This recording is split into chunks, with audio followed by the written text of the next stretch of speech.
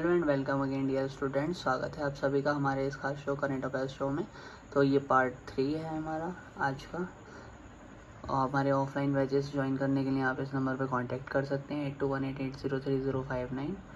ये आपके competitive exam में हेल्पफुल रहने वाला है। काफ़ी प्रीवियस ईयर के बच्चों को भी काफ़ी हेल्पफुल रहा। जैसे कि नेक्स्ट हेडलाइन है हमारी भारतीय तीरंदाजी संघ प्रतियोगिता लीग के पहले सत्र की घोषणा की। तो अब इससे क्या क्या क्वेश्चन बन सकते हैं उसको जानेंगे हम इसमें।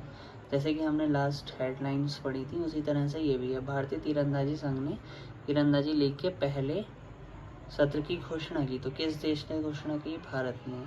और क्या क्या बात की जा सकती है? कितने दिनों तक चलेगा ये कंपटीशन? 11 दिनों तक। कहाँ पे आयोजित किया जाएगा? दिल्ली के यमुना स्पोर्ट्स कॉम्प्लेक्स में। अक्टूबर 2025 तक होने वाला यह है आयोजन है। अच्छा, ये और क्या क्या इंपॉर्टेंट फैक्ट्स बन सकते हैं?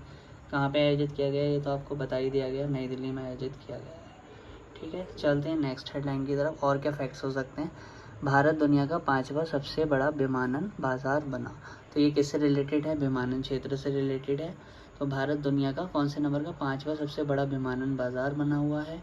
और अंतर्राष्ट्रीय वायु परिवहन संघ द्वारा जारी नवीनतम वर्ल्ड एयर ट्रांसपोर्ट स्टैटिस्टिक्स के अनुसार 2024 में भारत ने कितने करोड़ यात्रियों की आवाजाही संभाली? तो आंसर होगा 24.1 करोड़, यानी 241 मिलियन यात्रियों की आवाजाही। सबसे व्यस्ततम हवाई मार्गों में कौन सा हवाई मार्ग आता है? तो आंसर होगा मुंबई दिल्ली मार्ग। इसको 7वां स्थान मिला है, जो सबसे बिजी है। वैश्विक हवाई यात्रा में भारत के बढ़ते प्रभाव को भी दर्शाता है।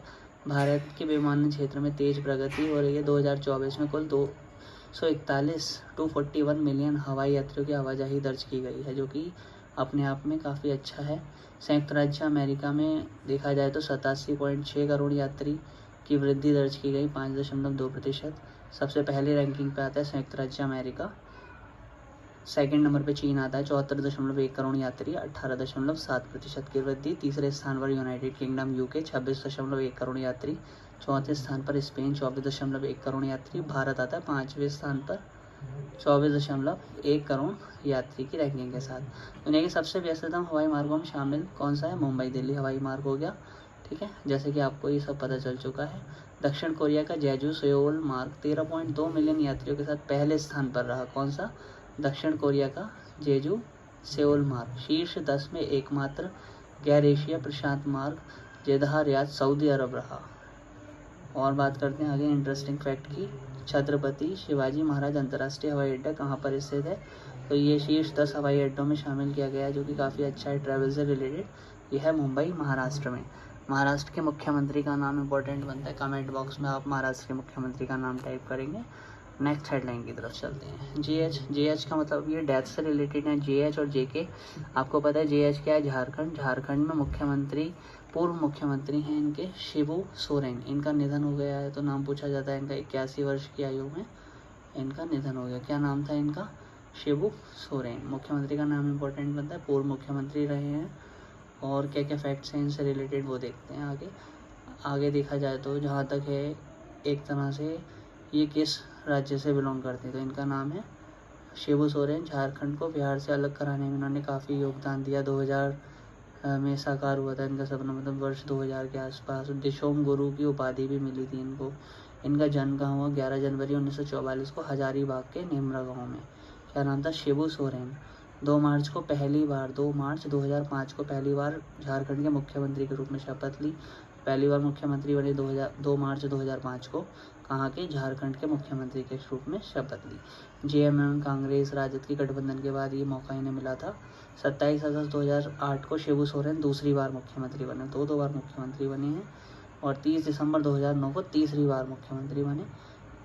लेकिन मई 2010 में गठबंधन टूट गया, तो ये 3 बार मुख्यमंत्री रहे अपने पूरे एक तरह से कैरियर में। अगला क्वेश्चन बनता है जेके मतलब जम्मू कश्मीर। यहाँ के सत्यपाल मलिक, ये कौन है? पूर्व राज्यपाल सत्यपाल मलिक का निधन हो गया। ये भी 79 की एज के थे। 5 अगस्त को इनका निधन दोपहर 1 बजे दिल्ली के राम मनोहर लोहिया हॉस्पिटल में हो गया। अब जम्मू कश्मीर के इतिहास में सबसे महत्वपूर्ण चरणों में से एक होता है 2019 में आर्टिकल 370 के हटाए जाने के दौरान इन्होंने अहम भूमिका निभाई। क्या नाम है? सत्यपाल मलिक। पहली बार 1980 में और दूसरी बार 1989 में कांग्रेस पार्टी से सांसद रहे हैं ये। और क्या क्या फैक्ट बनते हैं इनसे रिलेटेड। 5 अगस्त 2019 को भारत सरकार ने अनुच्छेद 370 को हटाया था, तब उस समय यही सत्यपाल मलिक की राज्यपाल थे वहाँ के। ये इंपॉर्टेंट फैक्ट बनता है इनका। आर्टिकल 370 से रिलेटेड। और ये मेघालय के राज्यपाल भी रहे हैं। जम्मू कश्मीर के बाद मलिक को गोवा का राज्यपाल नियुक्त किया गया था। इसके पश्चात मेघालय के राज्यपाल, जहाँ उन्होंने अक्टूबर 2022 तक सेवा दी, कहाँ पे, मेघालय में। और काफ़ी अच्छा इन्होंने योगदान दिया। आगे बात करें नेक्स्ट हेडलाइन की, तो भारत 13.35 करोड़ किलोग्राम। अब ये क्या है, भारत का चाय उत्पादन से रिलेटेड न्यूज़ है। जून में 9% घटकर 13.35 करोड़ किलोग्राम तक पहुंचा। तो किसका चाय उत्पादन, भारत देश का। किस माह में, जून में 9% घटकर 13.35 करोड़ किलोग्राम तक इसका रिकॉर्ड दर्ज किया गया है।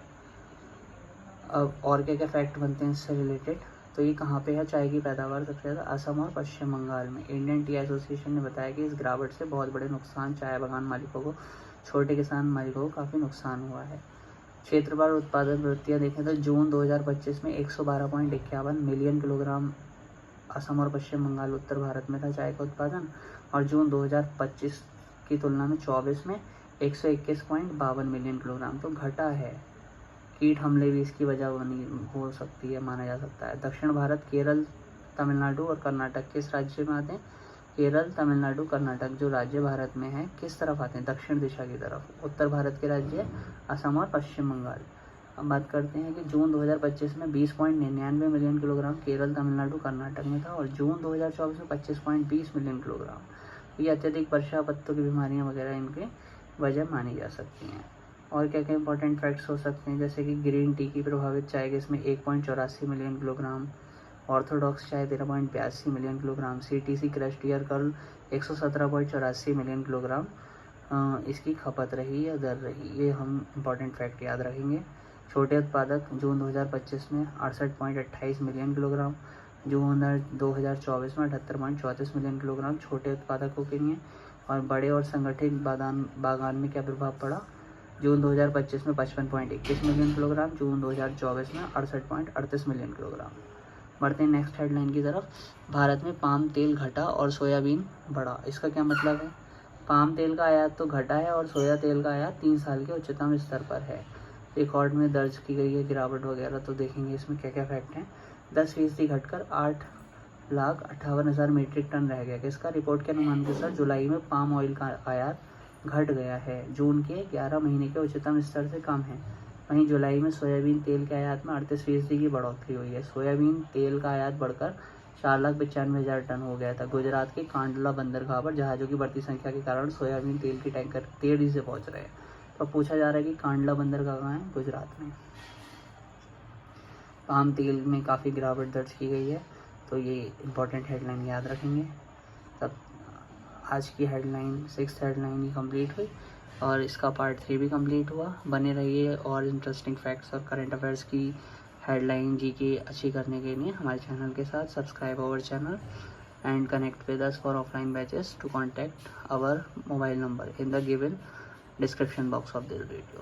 Stay tuned. Thanks. Watch again.